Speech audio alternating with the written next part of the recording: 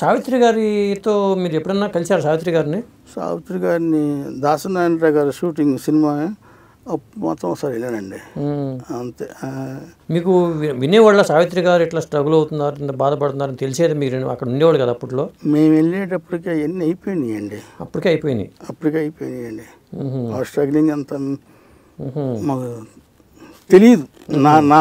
నాకు తెలియదు. ముఖ్యంగా మాకు అంటే మిగతా వాళ్ళందరినీ ప్రతిపాదించుకోవడం కరెక్ట్ కాదు. నాకు తెలియదు. నాకు సీనియర్ ఉన్నారు కదా, మరి మాఘాపు రామన్ అని సీనియర్ జర్నలిస్ట్ ఉన్నాడు. ఆయన పేరేంటి? మాఘాపు రామన్. బ్రాహ్మణులే. ఓహో, బ్రహ్మాండంగా ఆయన పేరు. తెలుగు రాసేవాడు ఆయన. తెలుగు. అలాగే బీకే ఈశ్వర్ గారు కూడా అక్కడే ఉండేవాళ్ళు. బీకే ఈశ్వరి ఉండేవాడు. మాకు సీనియర్స్ అనమాట. ఇమంది రామారావు గారు కూడా అప్పుడు మీకు సీనియర్? ఇమంది రామారావు మా తర్వాత వచ్చాడండి రావడం, అంతే. సీనియర్ కాదు. ఓహో, మా తర్వాత వచ్చిన జర్నలిస్ట్ ఆయన కూడా. ఈ నర్సు గారు నర్సు సీనియర్ అండి. మీకు సీనియర్. అట్లా పాటిబండి విజయలక్ష్మి గారు ఇప్పుడే ఆవిడ హీరోయిన్ అవ్వాలని వచ్చారా?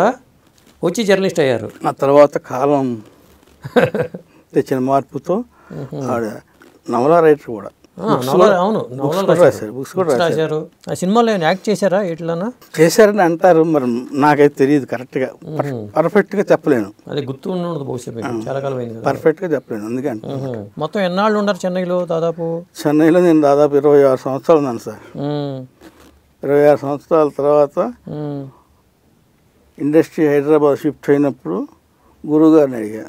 దాసరి గారు శివరంజని ఉదయం బదిలీ చేస్తున్నప్పుడు అడిగితే అందరూ వెళ్తున్నారు, అందరూ వెళ్ళిపోతున్నారు, మనం కూడా వెళ్ళిపోతున్నారు. ఆయన కూడా వచ్చేసారు అప్పుడు. వచ్చి ఆ టైంలో అడిగి చెప్తాను రా, ఆయన పత్రికలో పని చేస్తున్నా. అప్పుడు చేస్తున్నారు అక్కడ? చెప్తాను రా, నువ్వు వద్దు. అప్పుడు ఎవరు చూస్తున్నా? తోటకూర గారా?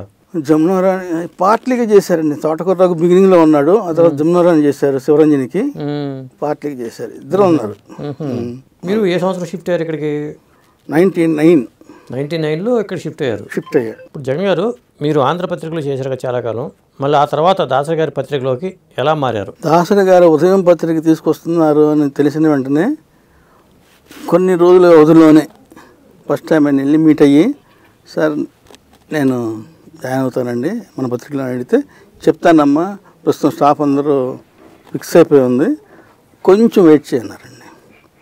కరెక్ట్గా 1.5 year అవుతుందండి. మంచి ఉదయం పత్రికకి మంచి వేవ్ వచ్చేసింది. మన మార్కెట్లో అందరూ కూడా బాగా